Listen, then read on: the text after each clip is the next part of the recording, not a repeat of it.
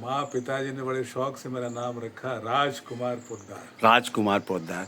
तो राजकुमार पोद्दार जी से मेरी जान पहचान जो है हथुआ हॉस्टल के ज़माने से, बिल्कुल। ऑलमोस्ट 40 ईयर्स, 35 to 40 ईयर्स हैं। Yes yes yes. और तब बिहार में कॉमर्स का एक ही कॉलेज था, वो है था वाणिज्य महाविद्यालय। कॉमर्स या तो मारवाड़ीज पढ़ते थे या भूमियार्स पढ़ते थे, या जो सन माइकल से पास आउट होकर आते थे बच्चे, उनका मतलब उनका शौक होता था कॉमर्स पढ़ने का। अदरवाइज़ भारत में गुजरात एक स्टेट था जहाँ कॉमर्स का प्रचलन था। अदरवाइज़ बहुत से स्टेट्स में कॉमर्स लोग नहीं पढ़ते थे, लेकिन बिहार में कॉमर्स जो है पढ़ने के लिए लोग वाणिज्य महाविद्यालय या पटना यूनिवर्सिटी का कॉमर्स डिपार्टमेंट में आते थे, जिसमें दो बड़ी हस्तियां थीं। एक थे पीएन शर्मा जो वहाँ के प्रिंसिपल थे, और एक थे एलएन नड्डा जिनके बेटे हैं जेपी नड्डा। सो ये दो लोगों के बीच में राजकुमार पोद्दार साहब रहे, और हमारा आना जाना हथुआ हॉस्टल में था, इसलिए सर से भी ताल्लुकात रहे, अच्छे ताल्लुकात रहे। We went to picnic also to Rajgir long back, you remember. एक एक चीज़ मुझे याद है, और मैं यहाँ पर दो बातें बताना चाहूँगा, और मैं अपने बच्चों से भी ये शेयर करता हूँ कि मैं पढ़ने में ठीक ठाक था, और मैं अपने ज़िला में सेकंड टॉपर था।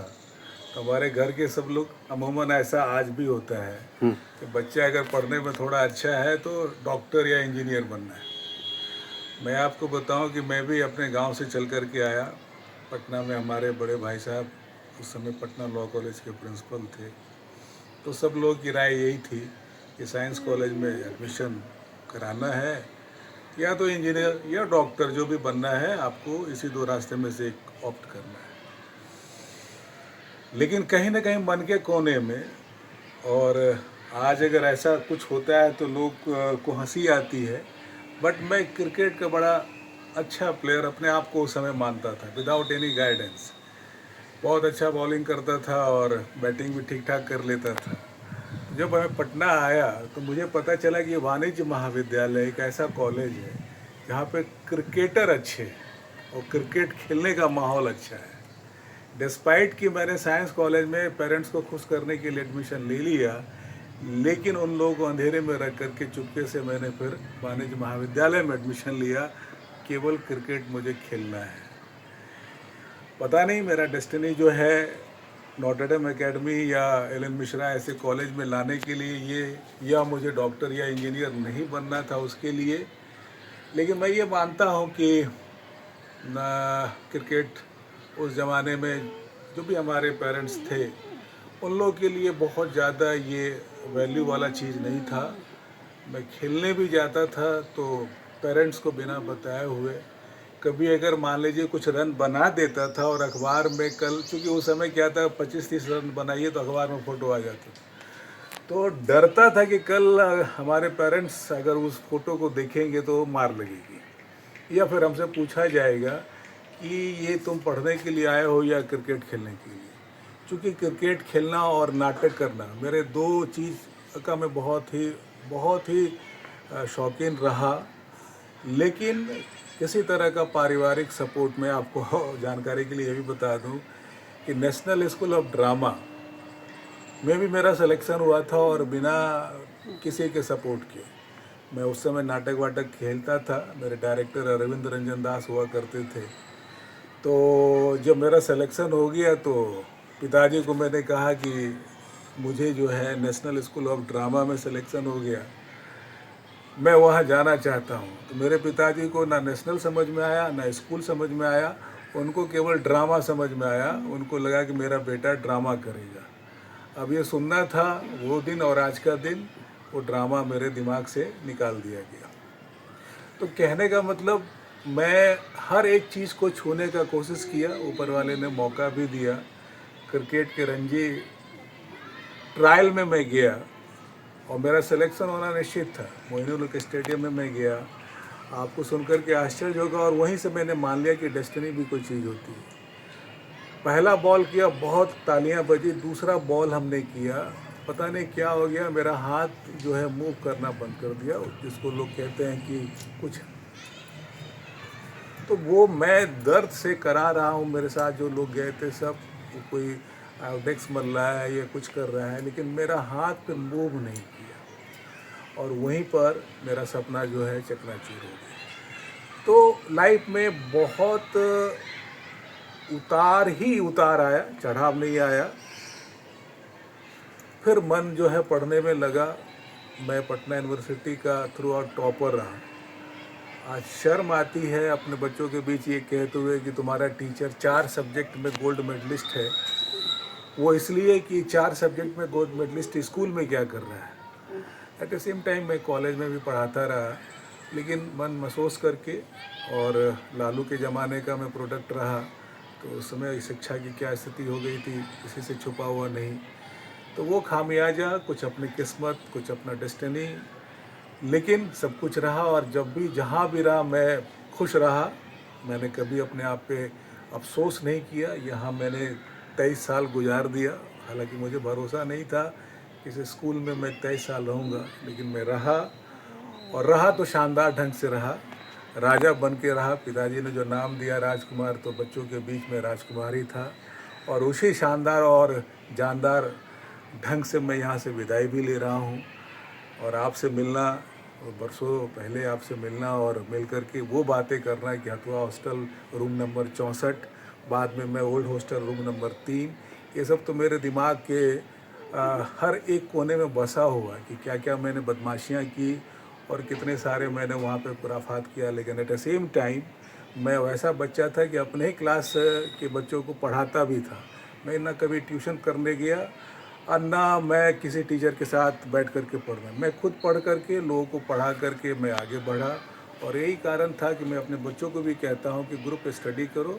अगर थोड़ा बहुत जानना चाहती हो ज़्यादा बेहतर, तो अपने दोस्तों के साथ बैठ कर के डिस्कस करो।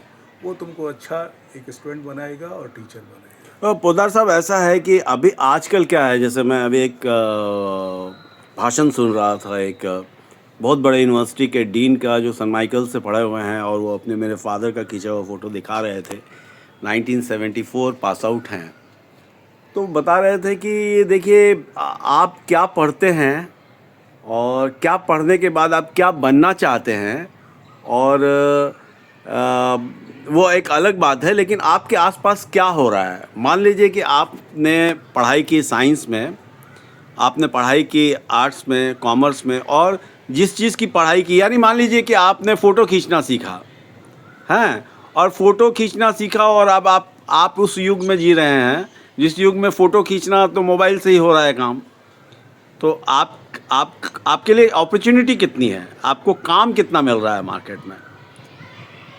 तो लोग इस वक्त साइंस और आर्ट्स की बजाय कॉमर्स की तरफ भी बहुत बढ़ रहे हैं। तो आप कॉमर्स पढ़ने वालों के लिए कैसा फ्यूचर देखते हैं? नहीं, फ्यूचर इसमें अब तो जो लोग कॉमर्स स्ट्रीम लेते हैं। बिल्कुल, मैं तो यही बच्चों को कहता हूँ कि एक अमिताभ बच्चन का डायलॉग था कि जहाँ मैं खड़ा होता हूँ लाइन वहीं से शुरू हो जाती है। तो कॉमर्स के बच्चों का ऑप्शन की कोई कमी नहीं है। वो जहाँ खड़ा होगा वहीं से अपॉर्चुनिटी आना शुरू हो जाएगा। क्योंकि आज आप इंजीनियर भी बनते हैं तो आपका मार्केट वैल्यू तभी बढ़ेगा जब आप MBA करते हैं, और MBA means master in business administration. तो सब कुछ बिजनेस के आसपास वो एक धुरी हो गया जिसमें डॉक्टर भी चक्कर लगाता है। एक डॉक्टर, बहुत अच्छा डॉक्टर तभी अच्छा डॉक्टर कहलाएगा जब वो प्रैक्टिस कर रहा है, और जहाँ प्रैक्टिस वर्ड हम यूज़ कर रहे हैं तो वहाँ कॉमर्स।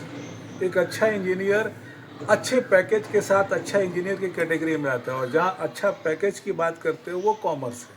तो बिना कॉमर्स को छोड़ कर के आप एक कदम भी आप आगे नहीं बढ़ सकते हैं।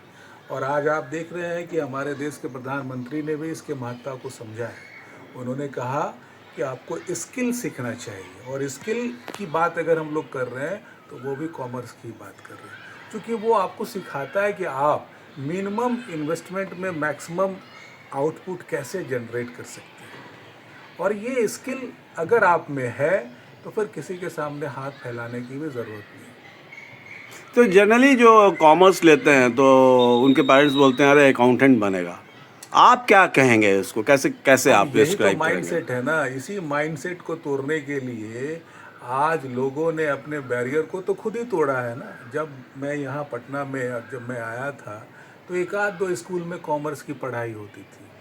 आज ऐसा कोई एक स्कूल बताइए जहाँ कॉमर्स की पढ़ाई नहीं हो रही है, और एक ऐसा स्कूल ढूंढिए जहाँ के बच्चे कॉमर्स पढ़ने के बाद जो है अच्छा नहीं कर रहे हैं।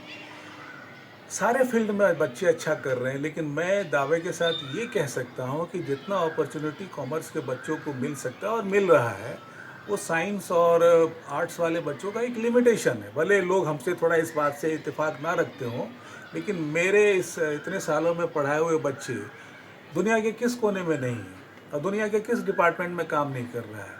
हमारे बच्चे आज वर्ल्ड बैंक में हैं, इंटरनेशनल मॉनेटरी फंड में हैं, और हज़ारों लोग चार्टर अकाउंटेंट हैं। और चार्टर अकाउंटेंट आज के देश के लिए कितना ज़रूरत का चीज़ हो गया है, आप किसी बिजनेसमैन से जाके पूछिए। वो सारा कॉम्प्लिकेशन जो है मिनटों में वो दूर कर देता है। जिस तरह से एक डॉक्टर मिनटों में ये पता कर लेता है कि बीमारी कहाँ है, लेकिन उसके लिए भी उस डॉक्टर को एक दूसरे डॉक्टर के ऊपर डिपेंड रहना पड़ता है। लेकिन कॉमर्स एक ऐसा विधा है कि जहाँ पे अगर आप चार्टर अकाउंटेंट बन जाते हैं तो आपको किसी पे डिपेंड रहने की ज़रूरत नहीं है, बल्कि पूरा वर्ल्ड, पूरा दुनिया, पूरा बिजनेस आप पे डिपेंड करता है। आप राह बताते हैं कि कब, कहाँ और क्या करना है। तो इस वजह से इसको लिमिट करना, हाँ, ये बिहारी थोड़ी मानसिकता है, समझदारी की अभी भी कमी है।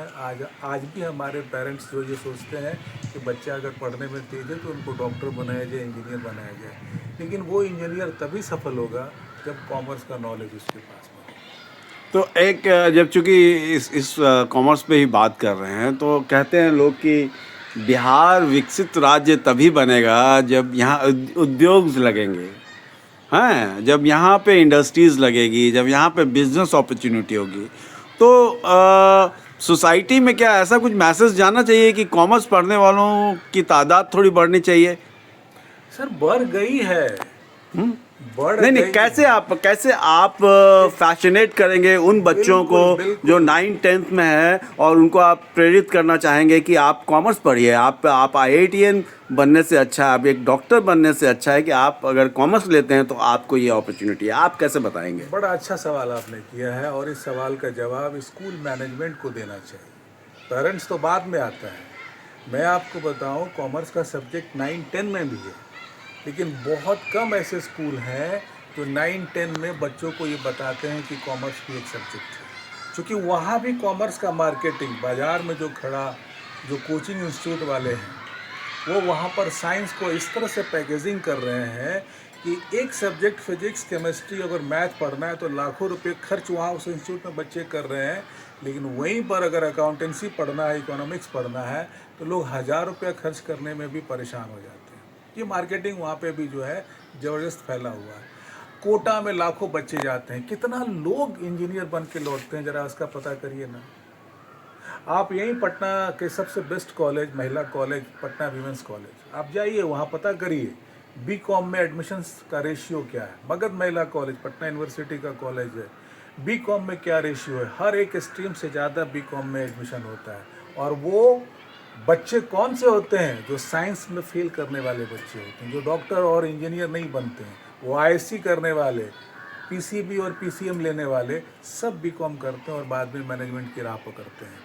और वहाँ उनको डिफ़िकल्टी होता है। मैं जाता हूँ एलन मिश्रा में पढ़ाने के लिए, तो बच्चों को बेसिक से बताना पड़ता है कि शेयर क्या है, डिवेंचर्स क्या है, बॉन्ड क्या है। उनको पता ही नहीं है, क्योंकि वो तो पढ़ कर के आए हैं लाइट साउंड, और रियल लाइफ में लाइट साउंड की कितनी ज़रूरत है वो आप भी समझ सकते हैं।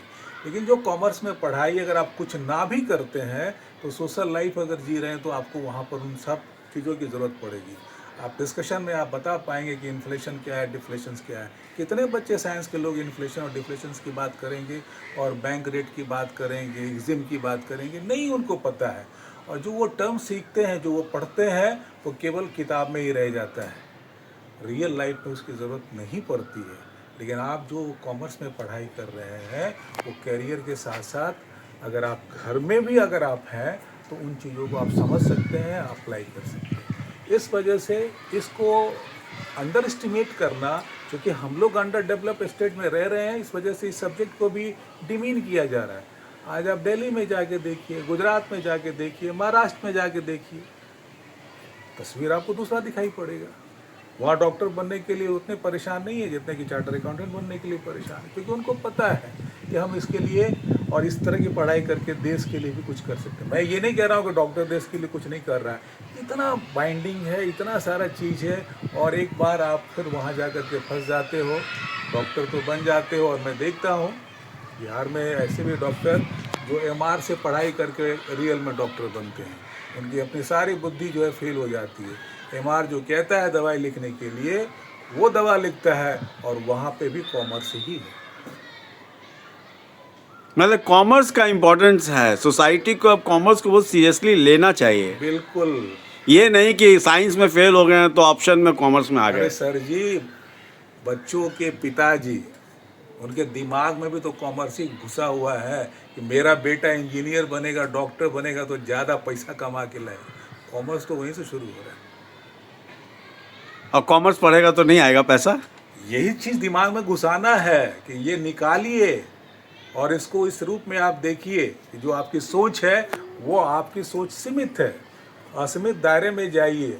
हम लोग अगर बाहर की दुनिया को देख करके बड़ा बनना चाह रहे हैं तो देखिए गुजरात में, महाराष्ट्र के बच्चे क्यों अच्छा कर रहे हैं, और उसी का नतीजा है कि आज इस बदलते हुए बिहार में हर एक स्कूल में कॉमर्स की पढ़ाई हो रही है। देखते हैं कि मैं तो कई स्कूल्स घूमता हूँ। मेरा नाम विमल चुन्नी है, आप हैं बिहार व्यू यूट्यूब चैनल पे, और मैं बहुत चक्कर लगाता हूँ। मैं ये देखता हूँ कि बहुत से स्कूल्स को कॉमर्स के टीचर नहीं मिलते हैं।